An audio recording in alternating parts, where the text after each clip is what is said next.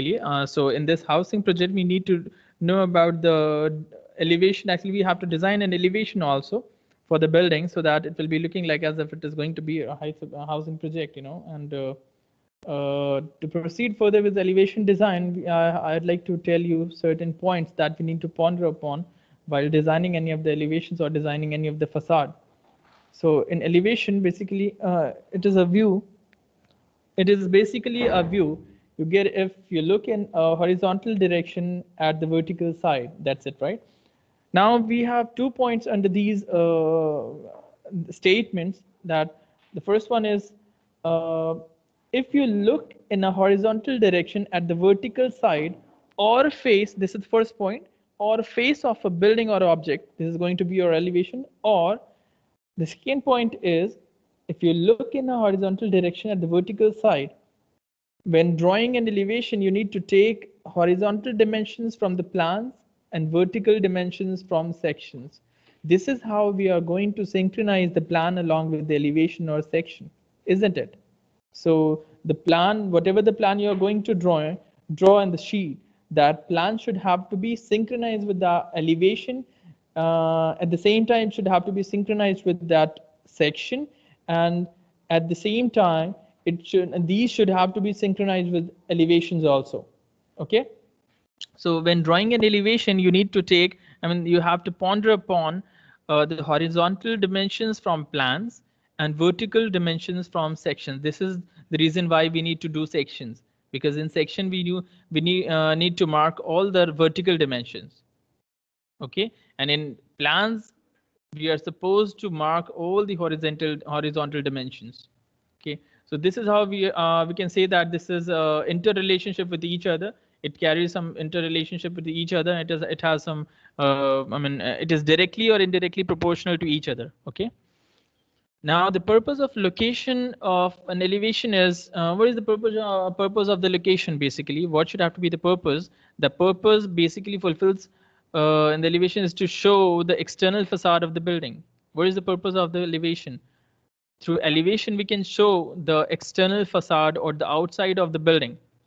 That what sort of material is used over there, and what is the thing that you are going to incorporate in your facade treatment, you know. So to show the external facade of the building or the face of the building, we need to locate the elevation. Now the second point is to locate the door and window openings or the positions of the fenestrations and the other features of the buildings. So this is the second point. What is the second point? Second point is something which is like to locate the door and window openings and other features of the buildings. Okay. So in between, if you have any doubt or any of the problems, you can ask, right? Now, the next slide is all about the elevation. Basically, you can see the elevation over here. In this elevation, it is basically composition of arches, not basically the arches, the straight lines and the circle lines. That's it. So it is a combination of basic shapes: the square, the rectangle, and a circle. You can see very easily over here in this image that this one is a curve, okay, being governed by and again straight lines from here. Then you can see a series of window is happening over here. This is a series of window. Through these openings, basically through these window openings or fenestrations, the architect already, he has created the elevation of this particular building. This is an example. Basically, I'm quoting an example. Now in the next slide, you can see several considerations for design any of the elevation.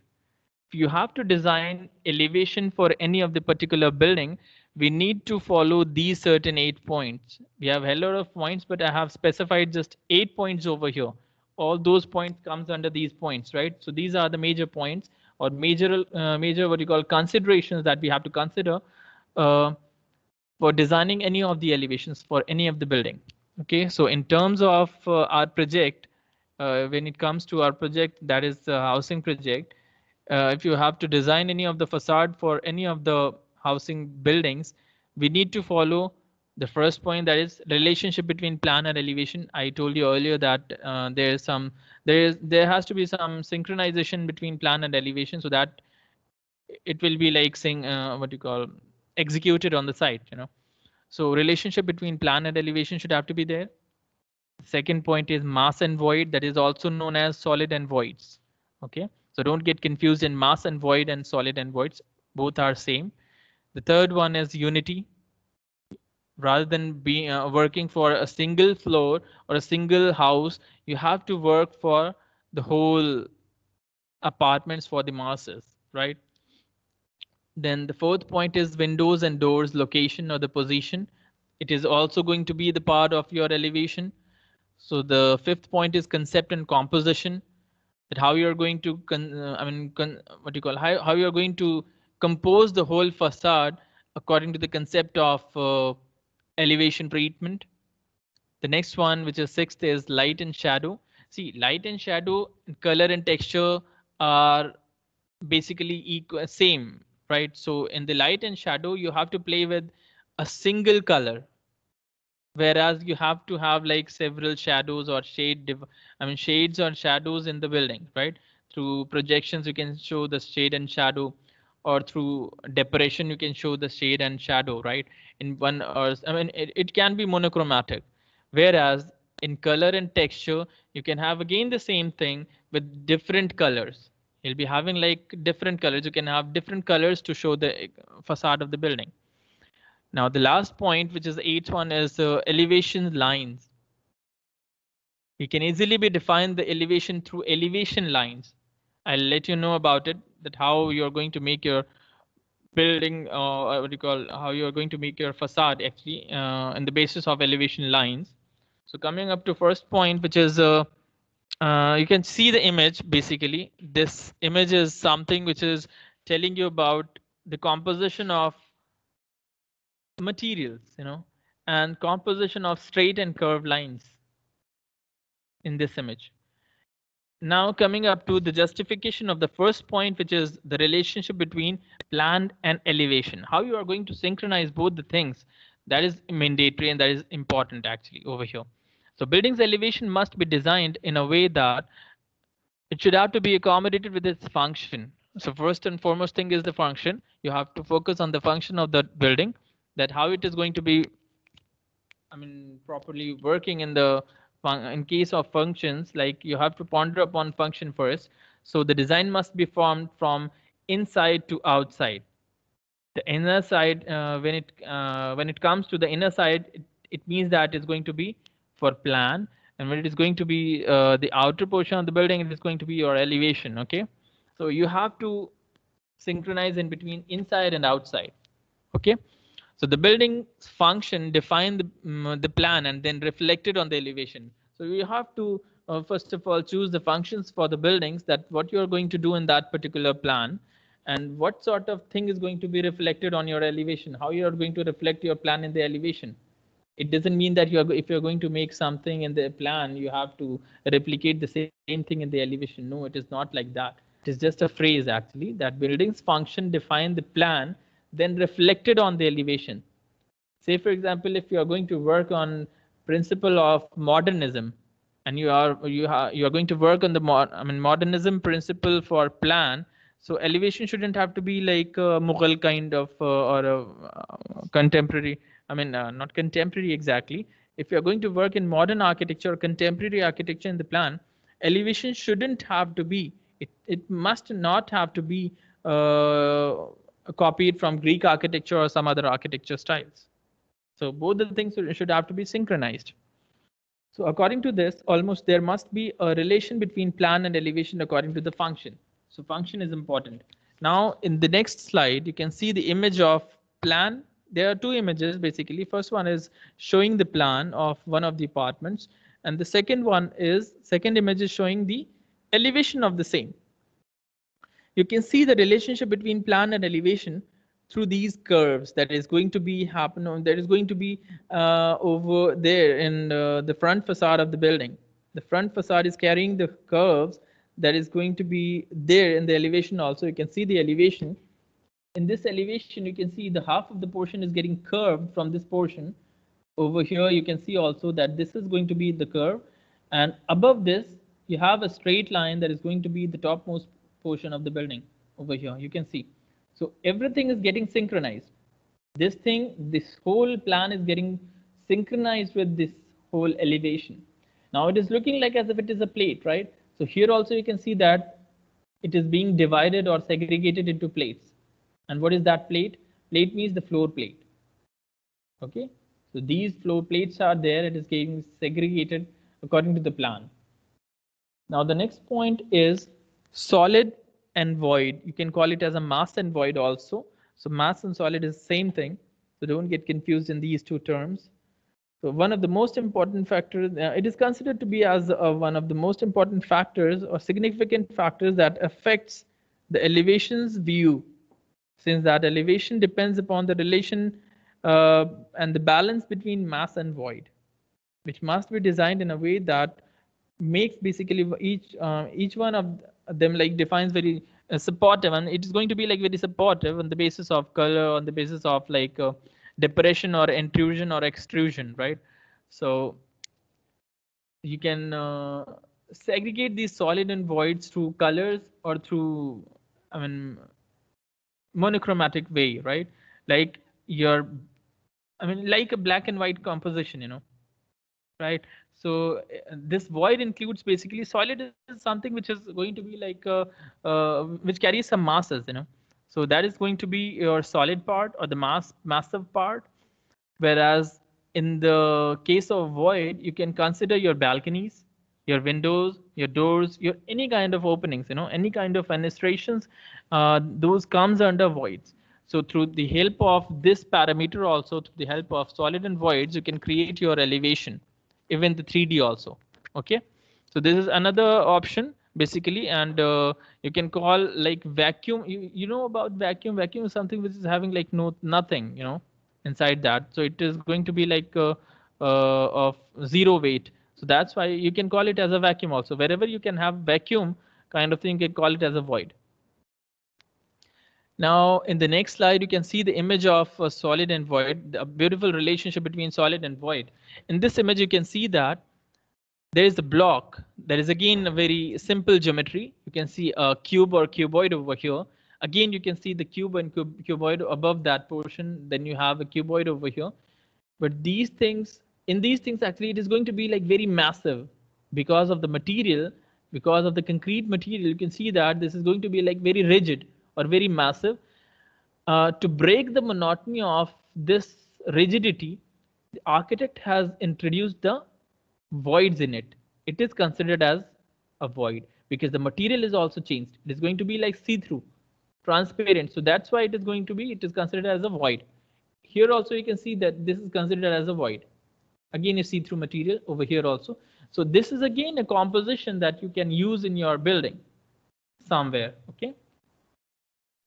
Now, coming up to this point, this is again an example of solid and void. You can see that the upper portion is going to be like very massive or solid kind of thing, but the lower portion is going to be your void. All lower portion is getting voided. This is again an option, again a style. Now, in the next slide, again, you can see a beautiful example of solid and void.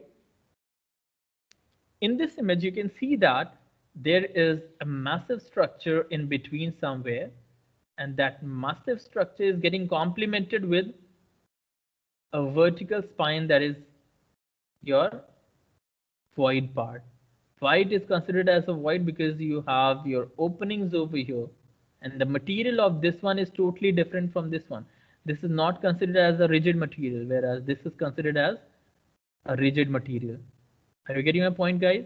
So this is going to be again an example of solid and void. It is considered as a solid, massive thing. Again, it is considered as a solid or a massive thing, whereas this is going to be a void for this particular structure. This is going to be a void for this particular structure. This is again an example of solid and voids. That this is how you are going to. You can also manage up with your elevation treatment.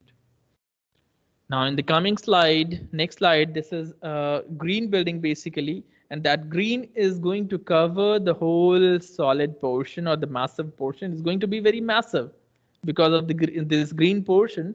It is considered as a massive thing or a massive product, So this is again, you can see that this is a simple geometry, a cuboid basically. That cuboid is getting complemented with voids. Here also you can see void. Here also you can see void. This lower portion is covered with the void. What do you call the void portion? This is again a void or vacant space or vacuum kind of space over here, right? So this is again an example of solid and void. You can make these kind of structures also for your buildings. I mean, this is how you can derive your elevation. These are certain examples basically. Now, the third one is the most important point, and it should have to be there for each and every student. This is for each and every student, that if any of the student is going to design any of the buildings apart from this design also, apart from this design, if you're going to design anything, any of the buildings, in that case also you can design through this concept. This is going to be the concept. These are the concept basically on the basis of which you are going to design your elevation for any of the buildings. This is not just for residential building or what you call high-rise tower. This is for each and every kind of building, whether the building is hospital kind of thing, whether you have like any industrial building or any recreational or any of the educational or residential apartment, right? So it can be anything. So unity. The third point is unity. What actually unity is? Basically, can anybody let me know about unite or unity?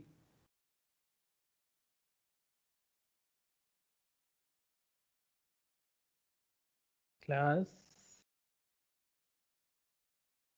Mister, I don't have any Idea. answer. Yeah.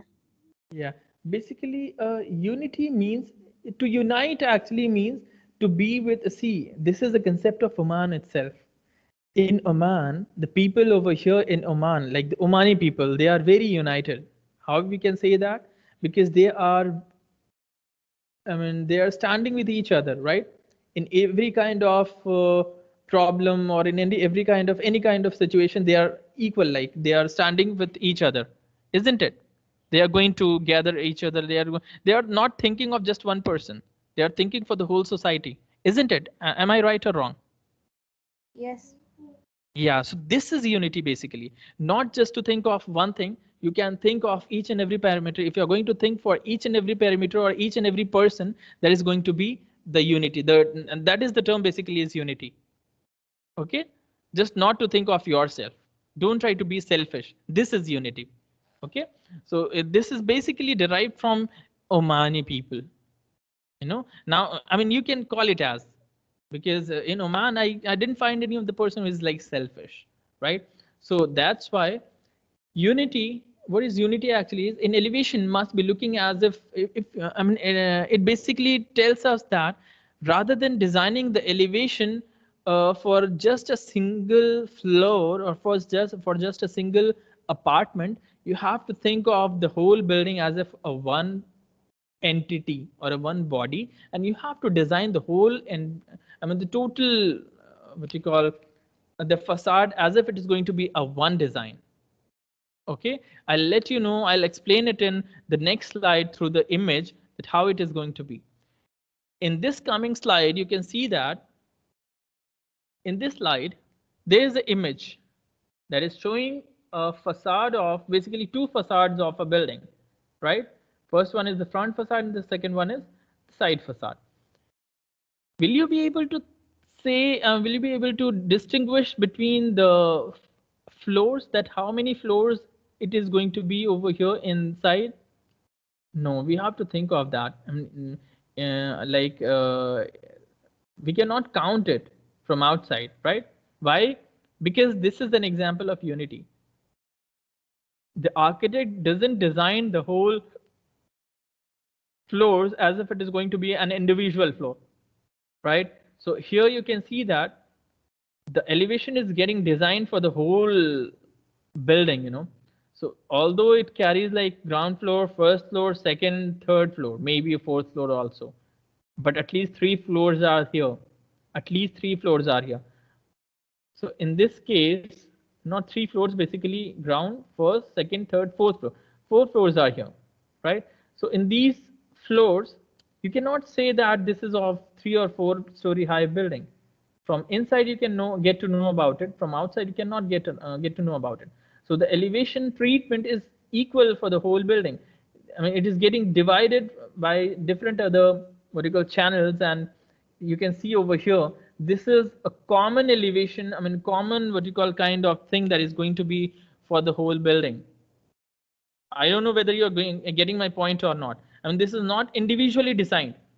This elevation is not individually designed, although it has several floors, and for sure all the floors are of like different people, right? Maybe one floor is for Shamsa, one floor is for Taraya, one floor is for maybe some other person, one floor is for some other person, right? So maybe 4 floors are there, and each and every floor is being owned by other person, right? So even then you cannot see that which I mean what you call flat is going to be for whom, right, from outside, because it is looking like as if it is just a one building and just a one, I mean, apartment. Are you getting a point? From outside shouldn't have to be like single. So this is the point that is you can cover it as a unity. Now in this one also, in the coming slide, in this slide you can see that this elevation is also being designed in such a way that in this portion it is, you cannot, I mean, even you can count the floors, but still it is going to be equal, or it is going to be like similar for each and every person. So it's looking like as if it is an example of unity again. Are you getting a point? So this is an example of unity. Rather than designing for a single floor, design it for the whole floors. You can see that over here, right? So this is also an example of unity. Now again we can have an option of again we can have an image to show the unity, example of unity. Through this portion you cannot see that it is getting segregated into different floors, although it has different floors, 1 2 3 4 5 6 7 8 or 9 floors, right? But still you cannot say that it is getting divided into 8 or 9 floors. This is going to be like very dead, and to synchronize the whole building, the architect has introduced a horizontal series of louvers in this one, from bottom to the top portion. You can see that over here, isn't it? So again, it is going to be an example of unity. Now the fourth point is the doors and the windows. See, the doors and windows location along the building for elevation to achieve actually two aims. What are those two aims for the position of the doors and windows? Like the functional and environmental requirement, first of all, and aesthetical requirement. So by the means of doors and windows position also, you can design your elevation, or you can design the treatment. You can treat the elevation, basically. You can treat your facade by the means of doors and windows position or the openings. Okay, so the first thing for the doors and window position is to function and environmental requirement. This is the foremost requirement, and the second requirement is aesthetical requirement, that comes under your elevation treatment. This is how you can see that in this building it doesn't have any special thing in the facade, but the balcony or the openings or the windows, it is going to be the treatment for the whole facade, because in this building you cannot see any of the facade is like well designed, but you can see the voids, you can see the windows, you can see the openings, you can see all your balconies and these things. Through these things you can see that this is going to be, I mean, this is the elevation treatment or facade treatment of this particular building. Okay, so through windows and doors position also you can design your elevation. In this image also you can see a series of windows actually and doors over here, along with balconies. Again, you have a big entrance foyer over here. Here also you can have like openings. So through these things also you can design your elevation. Now again, the important point for any of the building is composition. So there must be a concept reflected in the elevation and composition of the control of its design. So if you're going to show any of the composition or concept, it can be there in your elevation, because nobody can see your plan. Are you getting a point? If you're going to design, if you're going to put any of the concept for the plans, basically, nobody can feel that, nobody can see that. But if it is going to be in your elevation concept, if you're going to show your concept in the elevation, it is going to be reflected for each and every person. So every person can get to know about the concept of that particular building. Okay, so here you can see that again, you have a building that is having very dead facade over here. In this image, you can see this is a dead facade, a very massive structure, and that is getting complemented with these blocks. This is going to be a composition of solid and void. Okay. Again, a composition of trumpel oil kind of things. You can see this is an object. This is again an object. So you can see this is going to be the mirror, I guess. From this line, in the first what you call vision, you can see that maybe some water is over here, and the reflection of this thing is getting over to the water. This is just a perception basically. Okay. So this is how you can compose the whole building. See the composition, it has like all circles, squares, basic geometries, all geometries over here. Okay.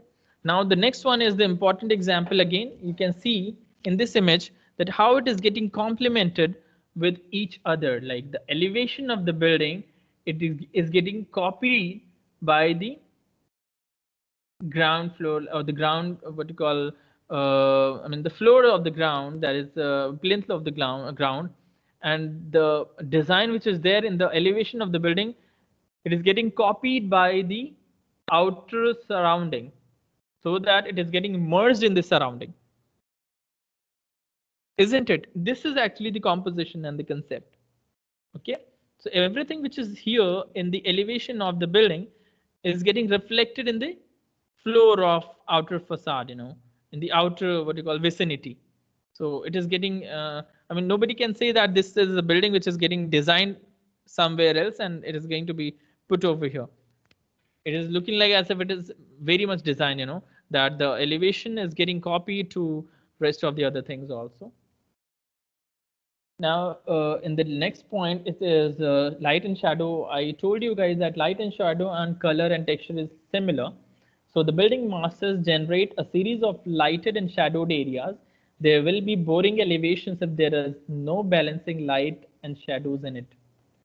So this way you can see that in the next slide, there is a simple building over here, a simple building happening over here. You can see just a shading device is there, and that is going to act as a elevation treatment for the building through the shade and shadow of the building. Through this what you call shading device, it reflects its shadow actually on the face of the building, and it creates a basic. I mean, it creates some what you call replication sort of shape actually on the facade of the building. So this is how you can see that this is basically the treatment of the facade through these fins or these extrusions, or what you call your projections. In this one also you can see that this is again a simple building, very simple building with the straight lines, and through the means of projections you can see that the architect creates interest over here with the help of shade and shadow. One of the portion is getting shadowed through other of the portions of the building, right? Here also we can see that there's a shade and shadow for this projection, because of this projections or this what do you call protrusions. You can see that there are certain options for the shade and shadow over here. Now next, again, this is a beautiful example of shade and shadow over here. This is a facade basically. In this facade you can see that this is a balcony sort of thing, or a window or opening basically, and this is an extension of the building, right? And through this extension basically you can see the projection, or see the shadow which is getting casted over to the face of the building. Okay, so this is how you can also play with shade and shadow. Now the color and texture, again the same theory, like building masters generate a series of lighted and shadows areas, and there will be boring elevations if there is no balancing between light and shadow in it. Same thing you can see in this image for shade and for color and texture.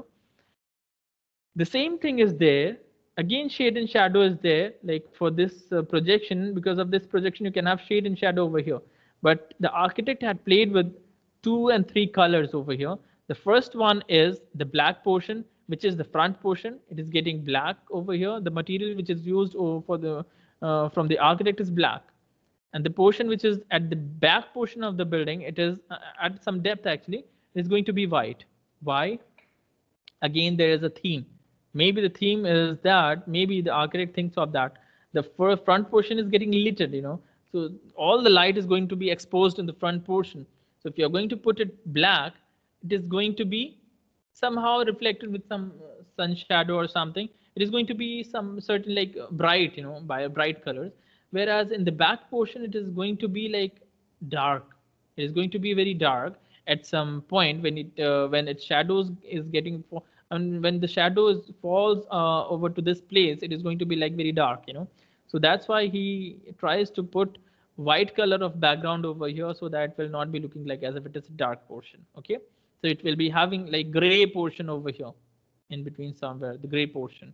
And the third color is the color of window, that is glazed color, and that is the color again, it reflects blue color or cyan color over here. Okay, so this is a combination of again light and shade and shadow and these things. Now in this building also, the same building that is over here, over there in the light and shadow, in this building you can see that this is the building where you can have like different colors.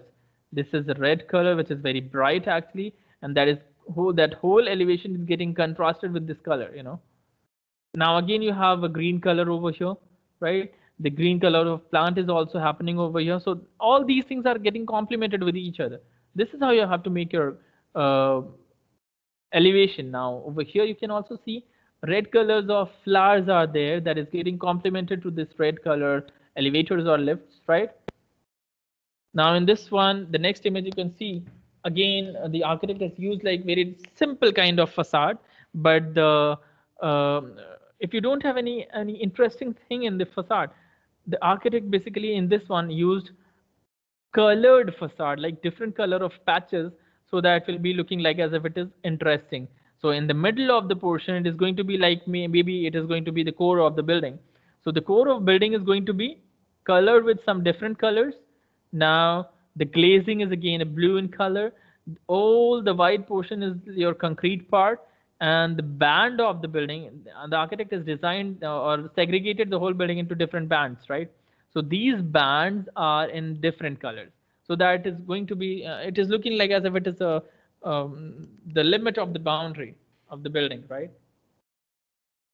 Now the last one, which is elevation lines actually, is basically dominance. The lines in the elevation affect it horizontally and verticality both, right? So if you want to show the horizontality, so that if you want to show the verticality of the building or horizontality of the building, you have to show with the vertical and horizontal lines, through vertical lines or through horizontal lines to give an elevation more vertical. It is recommended to use vertical lines and vice versa. If you want to show the building as a building, if you have like very low rise building, right, and you want to show the verticality in the building, what you're supposed to do, you have to provide vertical lines in the front facade of the building so that it will be looking like as if it is a high rise building, right? This is a sense that it is going to be developed in the mind. In the image you can see very easily, this is a building, this is of 3-story high building, this is just 3-story high building. And to show the verticality of the building, the architect has introduced several vertical fins basically in the front facade of the building. See, although it is going to be like very glazed, actually very dead, you know, one column is over here, the main column is actually is over here, and the another main column is over here. So in between this thing, if you don't have these vertical bars, you have a straight and dead green, what you call dead glass, basically glass facade over here to show the verticality in the building. Actually, this is just 3-story high. So to show the verticality in the building and to complement this building with the back portion of the building, you can see the horizontal bands are there. This one is horizontal band of window, right? And here vertical bands are here. So this is horizontal and this is vertical to show the verticality of the building. So this is how you can develop your design sense of elevation. This is all actually, this is the end of the whole elevation design. This is again an example. You can see the vertical, to show the verticality, the vertical member is added